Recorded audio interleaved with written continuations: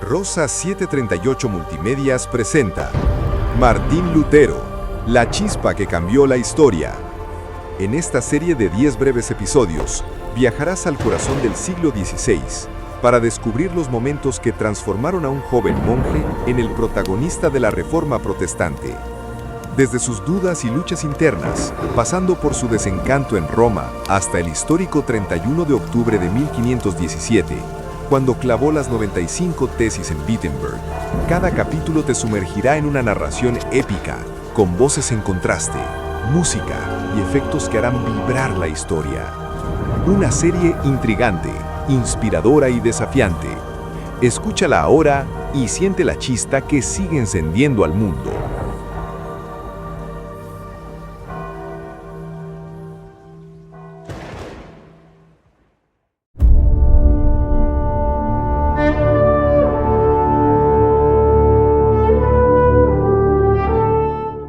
Episodio 6. Tormenta en Erfurt. El monje agustino. Erfurt, 1511. Martín Lutero regresa al convento después de su viaje a Roma. La ciudad y la tormenta de su alma parecen reflejarse mutuamente. El joven monje agustino sigue buscando la paz que aún no encuentra. Lutero retoma la vida monástica, ayunos prolongados, vigilias nocturnas y confesiones interminables. Su cuerpo está agotado y su alma sigue inquieta. Nada parece apaciguar la tormenta interior. Señor, he cumplido con cada regla, he ayunado y rezado.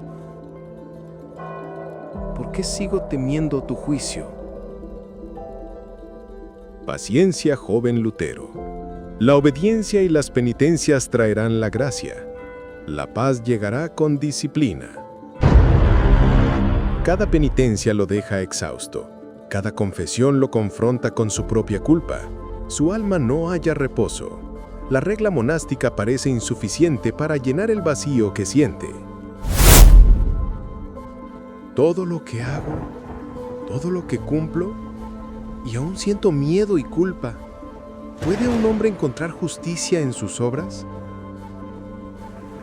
En la soledad de su celda, Lutero comienza a cuestionar la efectividad de la penitencia y las indulgencias. La chispa de la duda comienza a encenderse. ¿Está la verdadera salvación en los rituales humanos o en la gracia de Dios? No dudes del camino de la Iglesia. La obediencia a la regla y las penitencias son el camino seguro hacia la gracia. La gracia no se mide por mis méritos, ni por rituales. Debe venir de Dios. La tormenta de Erfurt refleja su tormenta interior. Cada golpe de viento y trueno parece hablar a su alma. Lutero comienza a entender que la salvación no puede depender de la perfección humana, sino de la misericordia divina. Dios, la justicia que busco no está en mis méritos, sino en ti. La paz solo viene de tu gracia. La tormenta de Erfurt no destruye a Lutero, la fortalece. Cada prueba, cada penitencia, cada momento de duda prepara su corazón para la verdad que pronto enseñará a toda Europa.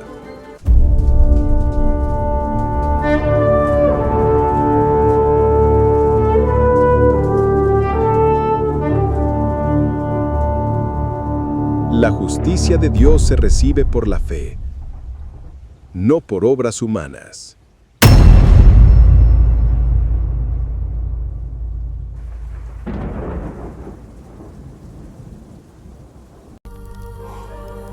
Gracias por acompañarnos en este podcast y su viaje por la vida de Martín Lutero. Su historia nos recuerda que la verdad de Dios no se compra ni se silencia, se proclama con valentía. Esta es la chispa que encendió la Reforma y que hoy puede encender tu vida también. Esto fue Martín Lutero, la chispa que cambió la historia. Nos encontramos en el próximo episodio. Fue una producción de Rosa 738 Multimedias.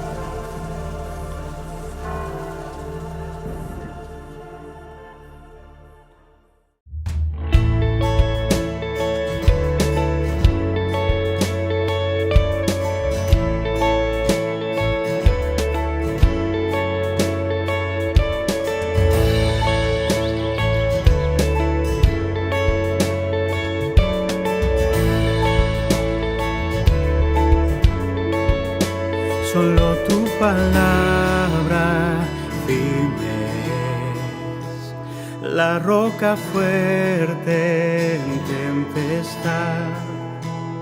En cada línea hay verdad, tu gloria en cada página.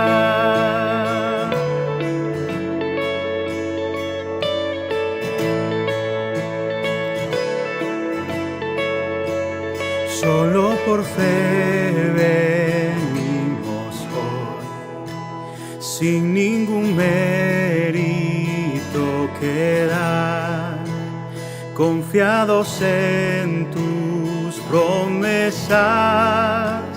Nuestra esperanza en Cristo está.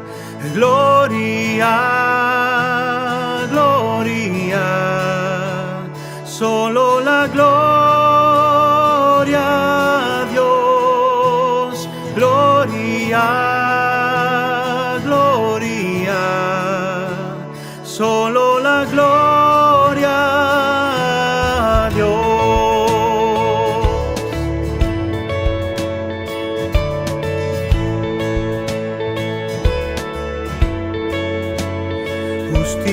Justificados por Jesús, su justicia es nuestro clamor. Él satisfizo tu gran ley, su obra en la cruz nos libertó. Gloria, gloria, solo la gloria a Dios. Gloria, gloria, solo la gloria a Dios.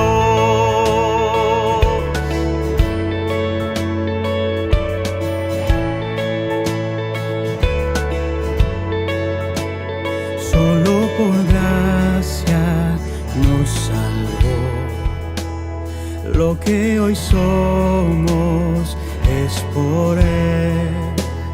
El corazón que esclavo fue, por tu poder hoy nuevo es. Por tu poder hoy nuevo es. Gloria, gloria, solo la gloria a Dios. Gloria, gloria, solo la gloria a Dios. Gloria, gloria, solo la gloria a Dios. Gloria, gloria, solo la gloria a Dios.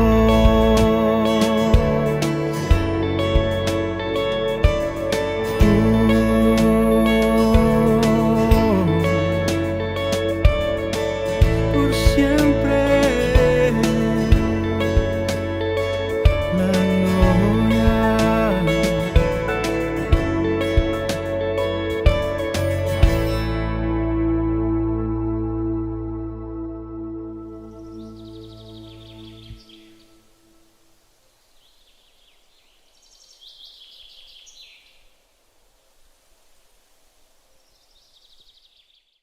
Estamos presentando la serie de podcast Martín Lutero, la chispa que encendió la historia.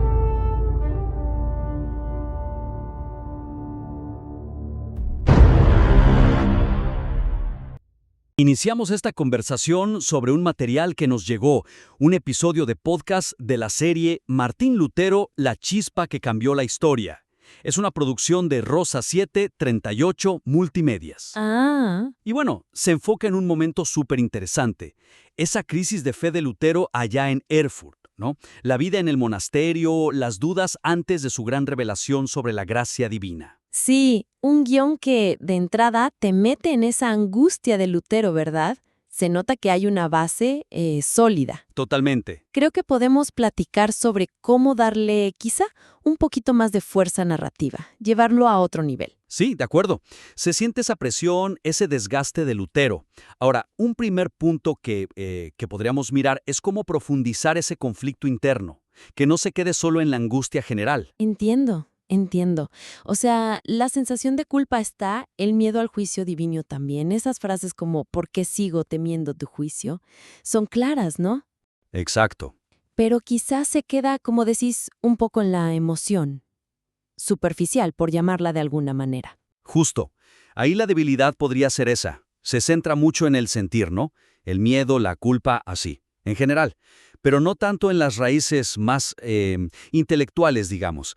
Esas preguntas teológicas concretas que seguro ya le estaban dando vueltas a Lutero en ese tiempo, más allá de sentir que las obras no eran suficientes. Claro. Y esto puede hacer que su hallazgo posterior sobre la gracia parezca un poco repentino, como si no viniera de un dilema teológico bien específico que lo estaba, carcomiendo por dentro. Cierto. Porque Lutero no era solo un monje sufriendo, era un tipo formado, un teólogo. Exacto. Entonces, la sugerencia sería nutrir un poco ese diálogo interno o la misma narración con pequeñas pistas de esas preguntas más de fondo, sin que suene a clase de teología, obvio. Claro, mantener el tono. Pero sí, alineándolo más con su formación, con el contexto de la época. ¿Y cómo se vería eso, digamos, en la práctica? A veces meter teología puede sonar pesado. Podría ser sutil, mira. Por ejemplo, en lugar de que solo se lamente del juicio en general, quizás Lutero podría murmurar algo para sí mismo como ¿cómo puede ser que la justicia que Dios exige sea la misma justicia que Él regala al que peca? Ah, bueno. Eso ya te mete de lleno en la tensión de la justitia Dei, ¿no? La justicia de Dios versus la justicia dada por Dios. Sin tener que explicar el término latino, pero sembrás la semilla de su lucha intelectual. Me gusta esa idea. O quizá la narración podría mencionar muy de pasada cómo lo que leía, Agustín o las ideas que le transmitía su mentor Staupitz le mostraba una visión de la gracia que como que chocaba, ¿no? Con esa rutina de penitencias que él vivía día a día en el monasterio. Mostré esa fricción. Exacta. Entre lo que leía y lo que experimentaba. Ajá. Y otra posibilidad concreta.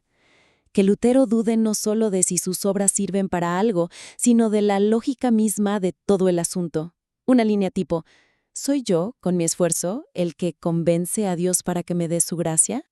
¿O tiene que ser al revés? Necesito que su gracia me cambie primero para siquiera poder querer buscarlo. Eso va al núcleo. Exacto. Son preguntas que van directo a la teología de la gracia y las obras. Harían su crisis mucho más rica y como que prepararían mejor el terreno para lo que viene después, para su descubrimiento. Sí, le daría otra dimensión, sin duda. Y bueno, conectando con cómo se narra esa crisis interna, otro aspecto que podríamos conversar es cómo darle más dinamismo a la estructura y al ritmo. El guión propone una guía minuto a minuto que es súper clara para producirlo, ¿no? Sí, para organizarse está bien. Pero me pregunto si al escucharlo no puede sonar un poquito, ¿cómo decirlo? Rígido. ¿Fragmentado? Es una buena pregunta, sí. Esa estructura tan marcada, ¿no? De 0 a 1, de 1 a 3 minutos, corre el riesgo de sentirse un poco mecánica. Ajá. La debilidad es justamente esa. Puede cortar un poco el flujo emocional que se está intentando construir. En vez de sentir una ola que crece en intensidad, quizás se percibe como bloques separados. Un camino un poco predecible. Sí, como si cambiaras de pista o de capítulo a cada rato. ¿Qué podríamos sugerir ahí para que fluya mejor? Pues, quizá pensar la estructura no tanto en bloques de tiempo fijos, sino más bien en arcos. Arcos emocionales o temáticos, ¿entendés? Arcos. Sí, permitir que las secciones se mezclen un poquito más, que una desemboque en la otra de forma más orgánica. Que no haya cortes tan bruscos. Exacto, y esto te permitiría jugar mucho más con el ritmo, acelerar cuando hay tensión, hacer una pausa en la reflexión, crear como picos y valles emocionales, en lugar de un avance así parejo. ¿Y el sonido? Mencionaste el sonido. Ahí está, el sonido podría ser clave. En lugar de usarlo solo para marcar que empieza una nueva sección, un efectito o una musiquita corta, podría ser algo mucho más integrado. ¿Cómo? Bueno, la sugerencia concreta es usar el diseño de sonido como un verdadero constructor de ambiente y también como una transición emocional que sea fluida. Imagínate, por ejemplo, que el sonido de la tormenta, que se menciona, no aparezca solo en los momentos clave designados. Sino que esté como de fondo, creciendo. Exactamente. Quizás empieza como un rumor lejano, ¿no? Un viento que va subiendo de intensidad, unos truenos que se van acercando poco a poco, a medida que la crisis interna de Lutero también va creciendo. Como un espejo sonoro de su tormenta interior. Eso. Funcionaría como un leitmotiv sonoro, un tema recurrente que está ahí, subrayando la tensión interna de forma constante. No solo como un efecto puntual aquí y allá. Eso le daría mucha unidad a la experiencia auditiva. Me parece una idea potente, sí.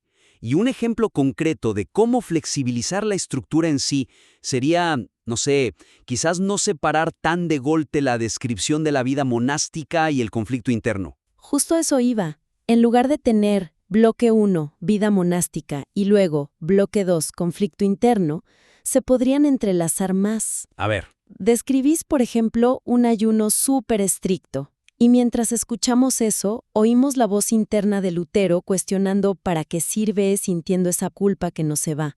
Mostrar cómo esas prácticas agotadoras alimentan directamente su desesperación. Que se vea el ciclo vicioso creciendo. Claro, que una cosa lleve a la otra de forma natural. Exacto. Incluso, y esto ya es jugar un poco más con la forma, ¿qué tal empezar in media res? O sea, arrancar justo en el medio del quilombo de la angustia. Uy, eso sería audaz. Empezar con Lutero ahí, en una confesión casi delirante. O en una noche de vigilia al límite de sus fuerzas. ¿Y después? Y después, quizás con un cambio de ambiente sonoro, un pequeño flashback o una voz narrando brevemente. Das el contexto necesario, su regreso de Roma, cómo llegó a ese punto. Capturarías al oyente desde el primer segundo. Totalmente. Lo meté de cabeza en el corazón del conflicto. Es una técnica muy de podcast, muy efectiva para enganchar. Sí, le daría otro dinamismo desde el vamos. Y hablando de dinámica, eso me lleva al tercer punto que podríamos charlar. La voz que representa a la oposición, el fraile mayor. Su presencia es necesaria. Claro, pone el contrapunto. Pero quizás se podría matizar un poco, ¿no? Para que el descubrimiento de Lutero resalte todavía más. Interesante. ¿Sentís que su función ahora es un poco plana, decís? No sé si plana, pero sí quizás un poco directa. Sus argumentos, tipo paciencia o confía en la Iglesia y las penitencias, bueno, representan bien la postura institucional, eso sí. Claro, es el ancla a la tradición. Exacto. Pero la debilidad podría ser que, al ser tan directos y, digamos, relativamente simples, convierten al fraile en un obstáculo un poco predecible. No reflejan del todo la complejidad teológica o incluso pastoral que sí existía en la época. Entiendo. Y eso, de rebote, podría hacer que la postura de Lutero parezca una rebelión contra una visión un poquito simplificada de la fe. Claro, entiendo el punto. Si la oposición es muy débil o muy simple, la victoria del héroe, digamos, parece menos importante, menos ganada. Eso. La sugerencia entonces sería darle a esa voz, a ese fraile, argumentos un poquito más elaborados, más anclados en las preocupaciones reales de un líder religioso de ese momento. No hace falta crearle un personaje súper complejo con una historia detrás, ¿eh? No, claro. Pero sí que represente de forma más sólida el pensamiento que Lutero estaba empezando a cuestionar. Que no sea un hombre de paja, como se suele decir. Que sus argumentos tengan su peso, su lógica interna desde su propia perspectiva. Exactamente. Eso haría que la lucha de Lutero se sintiera más como un verdadero desafío, intelectual y espiritual. A ver, dame un ejemplo. ¿Cómo sonaría eso? Bueno, por ejemplo, en lugar de un simple «ten paciencia», el fraile podría decir algo con un tono más pastoral, ¿no? Quizás hasta preocupado por Lutero. Algo como «Hermano Martín, la Santa Madre Iglesia nos guía por un camino probado durante siglos. Estas prácticas que hoy te pesan no son caprichos, ¿sabes? Fortalecen el espíritu contra la tentación, son nuestra forma de mostrar devoción sincera. ¿Buscas acaso, no sé, atajos fáciles hacia la gracia que puedan poner en riesgo tu alma? Ah, eso ya tiene otro color, ¿sí? Introduce la idea de la tradición, de la protección del alma. Le da más capas. Claro. Y frente a las dudas sobre las obras, en lugar de solo decir las obras son necesarias, podría argumentar con un poco más de la teología de ese tiempo. ¿Cómo? Podría decir, Lutero, nadie sensato cree que las obras compran la gracia de Dios. Sería una herejía pensarlo. Pero son la señal visible, ¿entendés? La respuesta necesaria de una fe que está viva, de un corazón que sinceramente busca agradar a Dios. Descuidarlas, menospreciarlas, ¿no es eso caer en la terrible presunción de creerse ya salvado sin mover un dedo? Ese tipo de razonamiento era muy común. Mucho más sólido, sí. Te obliga a pensar. Incluso podría mostrar una preocupación genuina por el estado de Lutero, ¿no? Digo, desde su punto de vista, claro. Claro que sí. Podría decirle algo como, Martín, te soy sincero, me preocupa verte así. Enfocarte tanto en tu miseria, en tu indignidad, te está hundiendo en la desesperación, no te está llevando a la humildad que buscamos. Tienes que confiar más en los sacramentos, hijo, en la disciplina de nuestra orden. Son los medios que Dios nos dio para sostenernos en nuestra debilidad. Eso lo humaniza un poco más.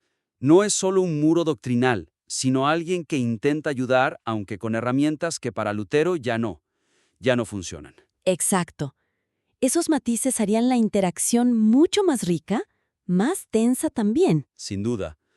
Creo que esos 3 puntos dan caminos bastante claros para potenciar aún más este trabajo de Rosa 738 Multimedias. Si recapitulamos entonces, hablamos primero de profundizar el conflicto interno de Lutero, ¿no? Metiendo esas raíces teológicas específicas de su angustia que vaya más allá del sentimiento general. Exacto. Luego, dinamizar la estructura narrativa. Pensar más en arcos emocionales que en bloques de tiempo rígidos. Usar el sonido de forma más integrada, más continua, quizá con ese leitmotiv de la tormenta que decíamos, e incluso valorar la idea de un inicio in media res, más impactante. Bien, y finalmente matizar la voz del fraile mayor. Darle argumentos un poco más complejos, más representativos del pensamiento pastoral y teológico de la época, para que así el desafío intelectual y espiritual de Lutero se sienta más grande, más significativo. Exacto. Si tuviera que resumirlo en acciones concretas serían: 1. Integrar en el diálogo interno o en la narración referencias sutiles pero clave a dilemas como la justicia dei o la relación entre gracia y voluntad. Ok. 2. Reestructurar pensando en la emoción, usando el sonido para crear tensión sostenida y fluidez, y quizás probar ese inicio fuerte. Ajá. Y 3. Enriquecer los diálogos del fraile con preocupaciones pastorales y argumentos teológicos un poco más robustos, basados en lo que se pensaba y practicaba en ese momento. Son ajustes que, como decís, respetan la esencia del guión original, pero buscan maximizar cómo llega al oyente, el impacto final. Totalmente. Esperamos que esta charla le sea útil al equipo de Rosas 738 Multimedias. La verdad es que tienen un material muy potente entre manos. Sí, sin duda. Si deciden probar alguna de estas ideas o darle una vuelta, sería genial poder escuchar el resultado más adelante. Estaría muy bien, sí. Estamos presentando la serie de podcast Martín Lutero, la chispa que encendió la historia.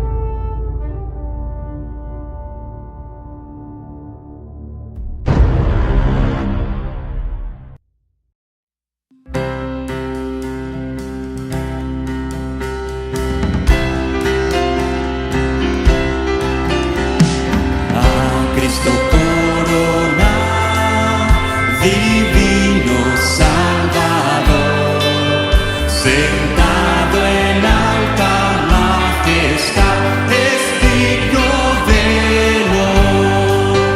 Al Rey de gloria y paz, glorias tributar y bendecir al inmortal por toda eternidad.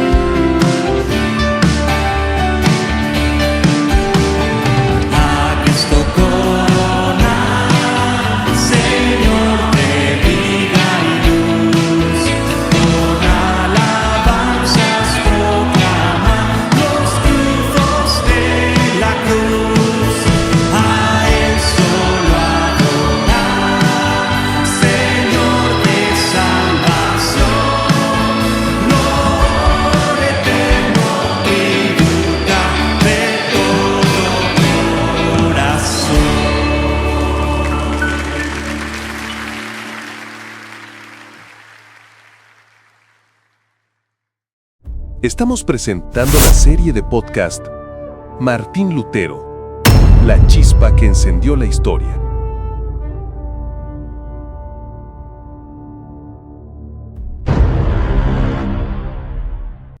Bienvenidos a nuestro espacio de análisis. Hola a todos. Hoy nos sumergimos en un momento, la verdad que definitorio, en la vida de Martín Lutero. Nos vamos a apoyar en el material que nos ofrece la serie de podcast Martín Lutero, la chispa que cambió la historia, que es una producción de Rosa 738 Multimedias. Y bueno, específicamente vamos a centrarnos en el episodio que narra su estancia en Erfurt, allá por 1511. El que se titula Tormenta en Erfurt, el monje agustino. Así es. Vamos a explorar esa intensa lucha interna que vivió Lutero en el convento agustino. Esa angustia espiritual que lo consumía. La rigurosidad casi extrema, diría yo, de su vida monástica. Y esas dudas que empezaban a surgir, ¿no? Sobre la salvación que, según la fuente que menciona, lo atormentaban especialmente después de su viaje a Roma. Exacto. Y la pregunta fundamental, digamos, que va a articular nuestra conversación hoy es esta. ¿Fueron esas exigentes prácticas monásticas y esa férrea obediencia a la Iglesia que él experimentó en Erfurt un crisol necesario? ¿Una especie de fuego purificador que lo preparó para entender después la gracia divina? ¿O representaron más bien, pues, un obstáculo perjudicial, una fuente de tormento que de hecho tuvo que superar? Bueno, desde mi perspectiva, yo voy a argumentar que esta experiencia tan rigurosa, tal como se documenta en la fuente, fue absolutamente fundamental, formativa. Una etapa sin la cual su revelación teológica posterior, pues, no habría sido la misma. Y yo por mi parte plantearé la visión contraria, que esas prácticas no solo fueron un impedimento, sino que le causaron un sufrimiento profundo y activamente oscurecieron el camino hacia la gracia que él buscaba con tanta desesperación. A ver, mi postura se basa en que la inmersión total de Lutero en la vida monástica, esos ayunos prolongados, las vigilias, las confesiones que la fuente misma describe como interminables, fue una etapa indispensable en su desarrollo espiritual. El material nos dice, y es claro, que tenía el cuerpo agotado y su alma sigue inquieta. Pero, ojo, yo no interpreto esto como un fracaso del sistema monástico en sí. Más bien, lo veo como la consecuencia lógica y hasta necesaria de un hombre enfrentándose con una honestidad brutal a esa brecha inmensa entre la santidad que Dios exige y, bueno, su propia condición pecaminosa. Esta vivencia extrema, llevada al límite, ¿no?, de la resistencia humana, le permitió sentir en carne propia los límites del esfuerzo personal para alcanzar la paz, la justificación ante Dios. Su angustia, esa pregunta desgarradora que se hacía, ¿por qué sigo temiendo tu juicio, a pesar de su obediencia casi perfecta?, no fue un sufrimiento estéril. Formó parte de un proceso, doloroso, sí, muy doloroso, pero un proceso que, como sugiere la propia narrativa de la fuente casi al final, prepara su corazón para la verdad. Pensemos un momento en la figura del fraile mayor. Su consejo, paciencia. La obediencia y las penitencias traerán la gracia. Encapsula perfectamente el marco teológico y práctico de su tiempo. Lutero necesitaba, creo yo, vivir esa lógica con intensidad, llevarla hasta sus últimas consecuencias existenciales, para poder eventualmente trascenderla, para llegar a una comprensión más profunda, más radical de la gracia. La lucha misma, librada dentro de las reglas de ese sistema, fue el catalizador esencial para lo que vino después. Entiendo el argumento, de verdad, el de la necesidad del proceso. Pero mi enfoque es distinto. Sostengo que la evidencia que presenta la fuente apunta de manera bastante convincente a que estas prácticas monásticas y sobre todo ese énfasis tan agobiante en las obras fueron activamente perjudiciales para Lutero. Fueron de hecho la fuente directa de su tormento existencial. El material es muy explícito en esto. Describe a un hombre con el cuerpo agotado y el alma inquieta. Alguien que se pregunta con desesperación, ¿por qué sigo temiendo tu juicio a pesar de cumplir con cada regla? Honestamente, eso no me suena a una preparación fructífera. Más bien, parece una espiral descendente hacia una angustia cada vez más profunda. La fuente subraya que cada penitencia lo deja exhausto, cada confesión lo confronta con su propia culpa. Su alma no halla reposo. El vacío que siente, lejos de ser llenado por la estricta regla monástica, parece que se exacerbaba por ella. Y sus dudas, esas preguntas cruciales que empezaron a surgirle, como ¿puede un hombre encontrar justicia en sus obras? ¿O ¿está la verdadera salvación en los rituales humanos o en la gracia de Dios? Yo no las veo como simples productos de una exploración dentro del sistema. Más bien, las interpreto como un reconocimiento, incipiente sí, pero una dolorosa toma de conciencia de que esas prácticas eran fundamentalmente insuficientes. Y su eventual comprensión, expresada en ese susurro cargado de emoción que recoge la fuente, la justicia que busco no está en mis méritos, sino en ti. La paz solo viene de tu gracia. Surge precisamente, creo yo, a pesar del sistema monástico. Surge como un cuestionamiento directo a su eficacia, no como su culminación lógica o natural. Fue una ruptura clara, me parece, no una graduación esperada. Reconozco plenamente el sufrimiento de Lutero. La fuente lo retrata con una crudeza que no se puede negar. Sin embargo, insisto en la naturaleza de esa angustia. Comprendo tu lectura, aunque yo lo interpreto de otra manera. No creo que fuese simplemente un tormento psicológico gratuito o un fallo del sistema en sí mismo. Era una lucha espiritual de una profundidad enorme que se desarrollaba dentro del único marco que él conocía, el único que la Iglesia de su tiempo ofrecía para lidiar con la realidad del pecado y la búsqueda de la salvación. Las herramientas que tenía eran esas: la penitencia rigurosa, la obediencia absoluta, la confesión frecuente, el consejo del fraile mayor, no dudes del camino de la Iglesia, representaba la ortodoxia, ¿no? Y Lutero, con su intensidad característica y su profunda sensibilidad de conciencia, simplemente llevó estas herramientas al extremo absoluto. Su angustia, por lo tanto, puede entenderse como la consecuencia inevitable de esa conciencia hipersensible enfrentándose a la majestad y santidad de Dios, a través de los medios aceptados y prescritos. Era una prueba espiritual necesaria, sí, inherente a esa confrontación dentro de la estructura eclesial de la época. El hecho de que fuera doloroso no invalida, desde mi punto de vista, la necesidad formativa de ese proceso. ¿No podría ser que precisamente esa intensidad del sufrimiento fuera lo que lo capacitó para entender la gracia de una manera tan radical después? Disculpa, pero no me convence del todo ese argumento. Y te explico por qué. Presentar la angustia como una prueba espiritual necesaria dentro del sistema me parece problemático, porque soslaya una cuestión fundamental. Si el sistema mismo es el que genera una angustia que, según la propia fuente, no conduce a la paz sino a más miedo y culpa, ¿no es eso una señal inequívoca de que el sistema, al menos para alguien con la sensibilidad de Lutero, era intrínsecamente defectuoso? O, como mínimo, insuficiente.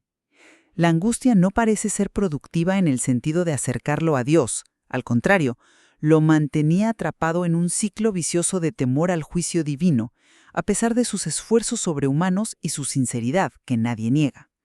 La fuente es muy clara al afirmar que nada parece apaciguar la tormenta interior y que la regla monástica parece insuficiente para llenar el vacío que siente. Esto sugiere poderosamente, diría yo, que la angustia no era una mera prueba inherente a la fe, sino el resultado directo de intentar ganarse la salvación por medios inadecuados. Un sistema que ponía tal énfasis en las obras y el esfuerzo humano que para Lutero terminaba por oscurecer la naturaleza misma de la gracia. La persistente falta de paz, que está documentada en el material, es la evidencia empírica, vivida en carne propia, de que el camino propuesto, pues no funcionaba para él. ¿Cómo puede ser necesaria una prueba que consistentemente lleva al borde de la desesperación sin ofrecer consuelo? Es una observación. Interesante. Sí. Si bien yo le daría otro matiz.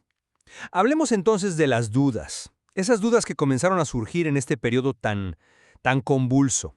Yo las interpreto no tanto como un rechazo inicial del sistema, fíjate, sino como una manifestación de su profunda implicación con él. Lutero no era un crítico externo ni un observador distante. Estaba totalmente inmerso, buscando a Dios con una sinceridad y una intensidad que probablemente pocos igualaban. Sus preguntas, esas preguntas penetrantes sobre la efectividad real de la penitencia o el valor de las indulgencias, ¿puede un hombre encontrar justicia en sus obras?, surgieron, desde mi perspectiva, precisamente porque estaba llevando las premisas teológicas y prácticas del sistema hasta sus últimas consecuencias, lógicas y existenciales. Se tomaba tan en serio las enseñanzas de la Iglesia que necesitaba entender cómo funcionaban realmente en la búsqueda de la salvación. El propio sistema, con su énfasis en la confesión detallada, la penitencia como satisfacción por el pecado y la búsqueda de la perfección monástica, proporcionó el contexto necesario, el vocabulario teológico, las estructuras mentales, para que esas preguntas cruciales pudieran siquiera ser formuladas. Su duda no era superficial ni rebelde en su origen, era la duda de alguien que se tomaba con radical seriedad las promesas y exigencias de la Iglesia y buscaba desesperadamente su coherencia interna y su poder salvífico real. El fraile mayor le insta: no dudes del camino de la Iglesia, pero la profundidad de Lutero, su necesidad de autenticidad, lo llevó a cuestionar, no por un afán inicial de rebeldía, sino por una búsqueda radical de la verdad dentro de ese mismo camino que se le ofrecía. Ese es un argumento potente, claro, pero ¿no has considerado que esas dudas representan precisamente un cortocircuito fundamental dentro de la lógica operativa del sistema? Cuando Lutero llega a afirmar, aunque sea inicialmente de forma tentativa, como ese susurro interior que la fuente capta, la gracia no se mide por mis obras, ni por rituales, debe venir de Dios. Eso ya no es una simple exploración dentro de los límites del sistema. Es una contradicción directa a sus principios operativos tal como se practicaban y, sobre todo, tal como se los aconsejaba explícitamente el fraile mayor. La obediencia a la regla y las penitencias son el camino seguro hacia la gracia. Las dudas de Lutero no son, a mi juicio, simplemente el resultado de llevar las premisas al límite. Son la dolorosa constatación de que esas premisas son insuficientes o incluso fundamentalmente erróneas para alcanzar la paz con Dios. El sistema mismo, al poner un énfasis tan abrumador en el esfuerzo humano, en los rituales, en la contabilidad espiritual de méritos y culpas como mediadores de la gracia, creó el problema existencial que sus dudas intentaban desesperadamente resolver. No proporcionó solamente el contexto para las preguntas, sino que fue la fuente misma del conflicto interior. Sus preguntas no buscaban refinar o ajustar el sistema existente. Apuntaban ya, aunque incipientemente, a una realidad distinta, la gracia directa e inmerecida de Dios, lo que más tarde articulará como la justificación por la fe sola, la idea de que la salvación es un regalo de Dios, no ganado por obras, una realidad que el sistema, en su práctica cotidiana y en su énfasis teológico, parecía oscurecer o incluso obstruir con sus múltiples exigencias y mediaciones. Y eso nos lleva directamente al núcleo de nuestra discrepancia, ¿no? ¿Fue esta experiencia tan intensa una preparación necesaria o, por el contrario, algo que tuvo que superar, que trascender? Yo me apoyo firmemente en la interpretación que ofrece la propia fuente al concluir la narración de este periodo. La tormenta de Erfurt no destruye a Lutero, la fortalece. Cada prueba, cada penitencia, cada momento de duda prepara su corazón para la verdad. Esta frase sugiere claramente un proceso teleológico, una dirección, donde las dificultades y el sufrimiento no son meros obstáculos sin sentido, sino elementos formativos cruciales. Sostengo que la vida monástica, con todos sus rigores, sus angustias, sus callejones sin salida aparentes, forjó en Lutero una profundidad teológica inigualable, una comprensión experiencial visceral de la incapacidad humana para salvarse a sí misma, y una resiliencia espiritual que fueron absolutamente necesarias para el papel histórico que desempeñaría después, Fue una preparación ardua, dolorosa, hasta lo indecible, sí, pero indispensable. Sin haber pasado por ese crisol, sin haber intentado hasta el agotamiento físico y espiritual cumplir con la ley y las reglas de la Iglesia, quizás su posterior y revolucionario énfasis en la justificación por la fe no habría tenido la misma convicción personal, la misma potencia transformadora, ni la misma resonancia. El sistema, con su rigidez, le proporcionó la fricción necesaria para encender esa chispa que cambió la historia. Sin embargo, si miramos la evidencia interna del relato, la descripción de su experiencia subjetiva, esta apunta mucho más a una superación, a una ruptura necesaria con el marco anterior. Lutero no encuentra el inicio de la paz, ese primer destello de alivio, al perfeccionar su obediencia o al intensificar sus penitencias. Lo encuentra, según nos dice la fuente, al mirar en una dirección completamente diferente. La revelación clave, el momento de inflexión, se produce cuando comprende que la justicia que busco no está en mis méritos, sino en ti. La paz solo viene de tu gracia. Esto representa un giro de 180 grados respecto al consejo del fraile y a la lógica implícita en las prácticas monásticas intensivas que había seguido hasta la extenuación. El avance crucial no fue la culminación natural del camino monástico, fue el descubrimiento de un camino alternativo, radicalmente distinto, basado en la recepción pasiva de la misericordia divina, no en el esfuerzo activo y agónico del ser humano por merecerla. Tuvo que superar, creo yo, las limitaciones inherentes a ese sistema centrado en obras. Tuvo que romper con su lógica interna para poder encontrar la respuesta que tan desesperadamente buscaba. La fortaleza que pudo haber ganado no provino, a mi entender, de la eficacia intrínseca de las prácticas monásticas en sí mismas, sino de la lucha agónica por trascenderlas y por encontrar una verdad, la verdad de la gracia incondicional, que estas prácticas, en su experiencia personal y dolorosa, no solo no podían proporcionar, sino que activamente parecían ocultar.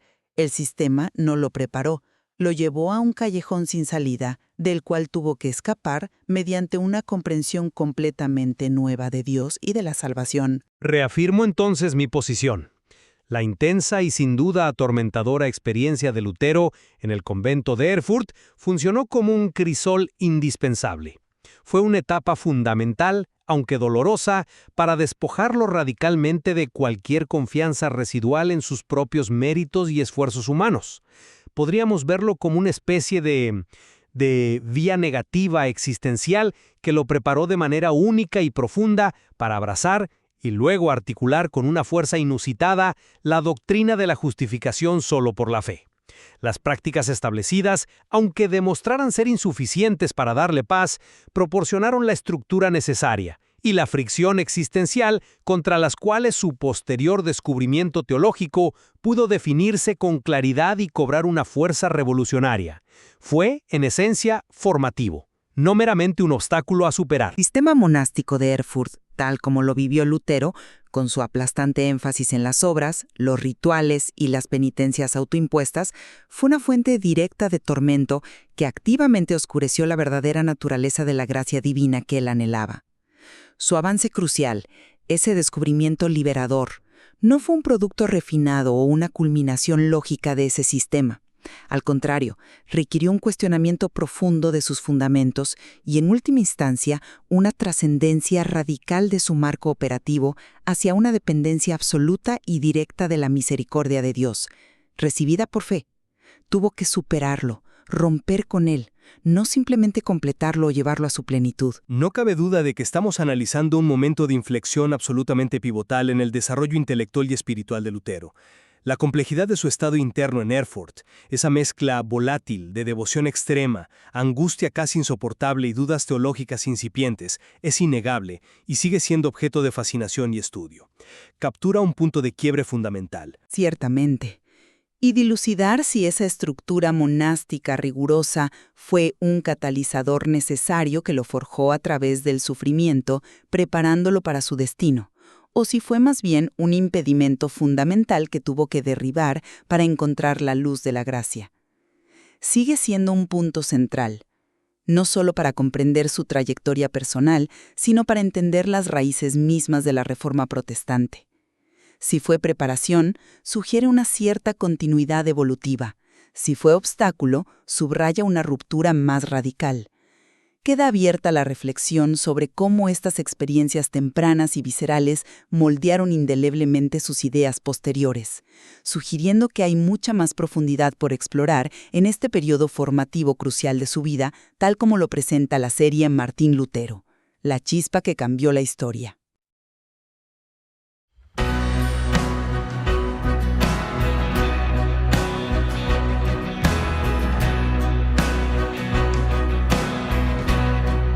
Por fe veremos a nuestro Dios en el plan que creó en la eternidad, en la vida de los fieles que llamó a vivir por fe y no por ver. Por fe el justo vivirá. Por la fe caminamos junto a Él, como viendo al invisible protector, vivir por fe y no por ver. Sus promesas como rocas son, sus promesas cumple nuestro Dios.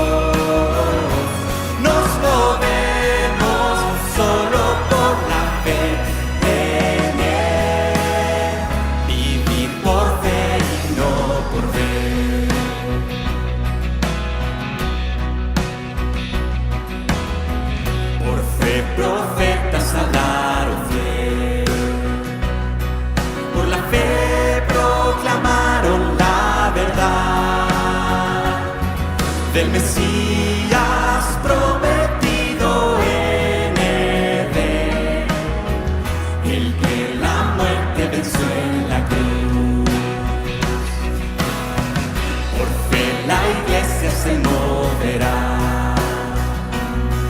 con poder del Espíritu de Dios, y las huestes del infierno no podrán dañar la obra de nuestro Dios.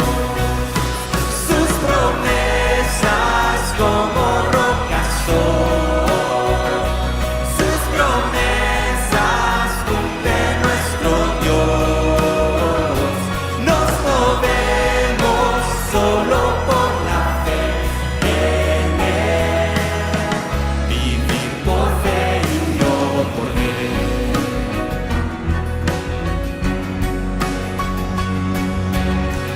Por fe los montes se moverán, si la fe permanece en Jesús, y el poder del Evangelio librará a todo aquel que confía en Él. Sus promesas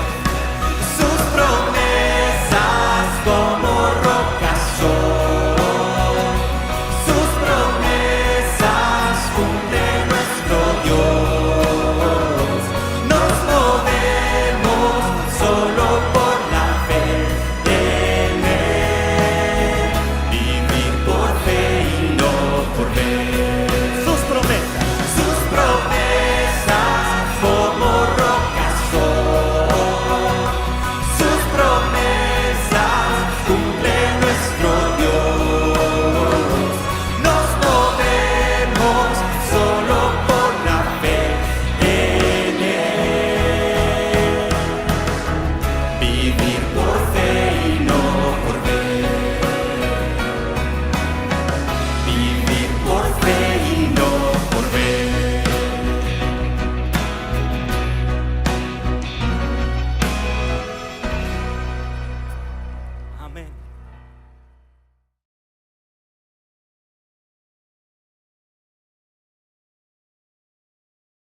Estamos presentando la serie de podcast Martín Lutero, la chispa que encendió la historia.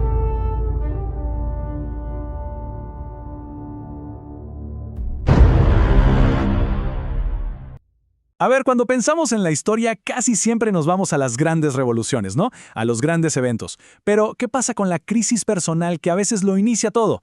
Hoy vamos a meternos de lleno no solo en la Reforma, sino en esa tormenta interior, la que se desató en un solo hombre y que, bueno, terminó cambiando el mundo para siempre, Martín Lutero. Bien, imaginen la escena. Estamos en Erfurt, año 1511. Un joven Martín Lutero acaba de regresar de un viaje a Roma, que se supone era el corazón de su fe. Pero, en vez de encontrar paz, lo que trae de vuelta es una angustia todavía más grande.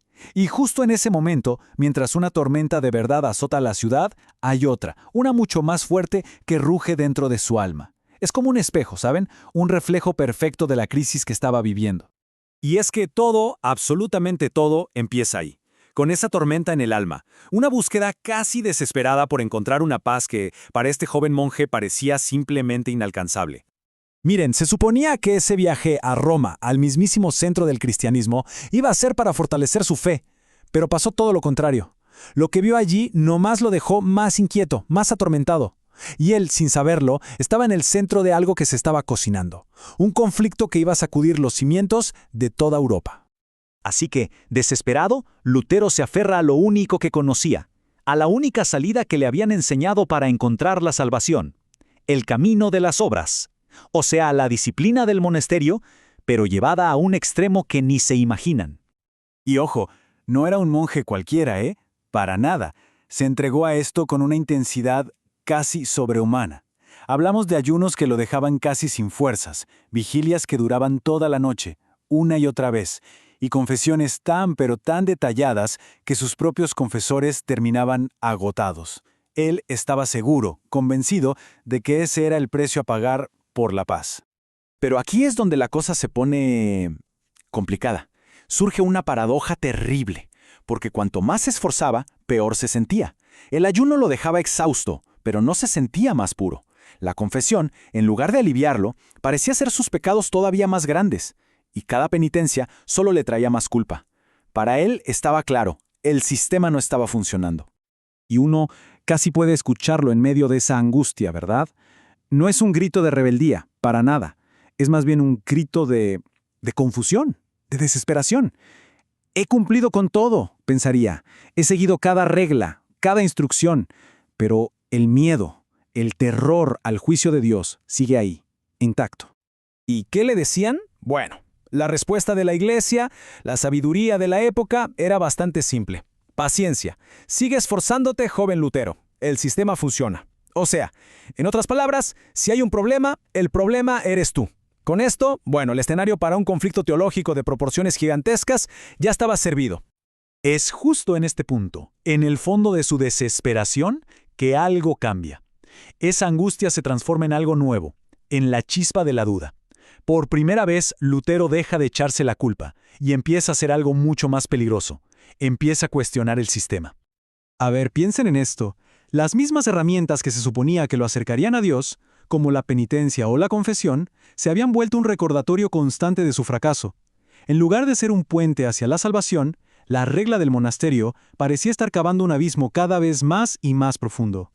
Y esto lo lleva inevitablemente a la pregunta que lo va a cambiar todo, la que está en el mero centro de su crisis. ¿Acaso puede un ser humano, por sus propios méritos, por todo lo que hace, ganarse la justicia de Dios?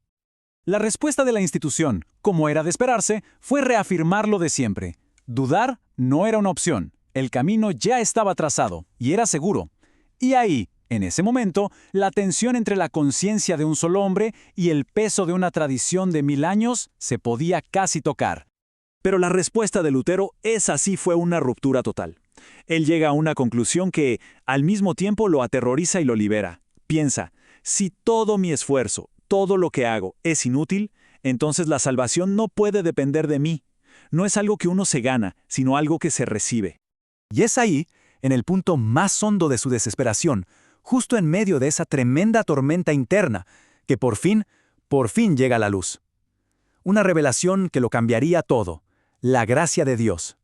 Y esta revelación empieza con una aceptación radical. La idea de que la perfección humana es sencillamente imposible.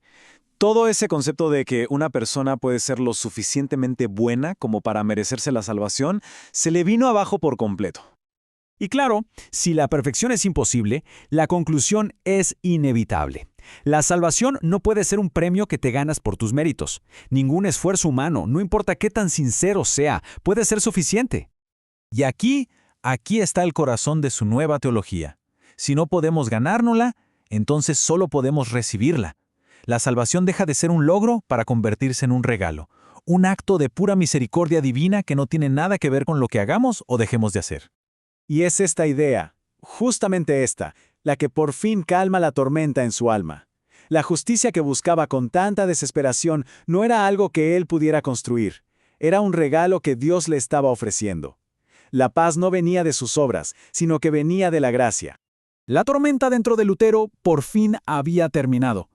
Pero esa calma que encontró por dentro estaba a punto de desatar otra tormenta, una mucho más grande, en el mundo exterior. Si lo vemos ahora, con el tiempo, todo ese sufrimiento no fue un fracaso espiritual, para nada. Fue la preparación que necesitaba. Tuvo que perder todas esas falsas seguridades para poder encontrar la única verdad que al final le dio paz. Al final, toda su revelación se puede resumir en un principio que se convirtió en el grito de batalla de la Reforma, sola fide. O sea, solo por la fe. La idea, que en ese momento era revolucionaria, de que la salvación se recibe a través de la fe y no como un pago por nuestras obras.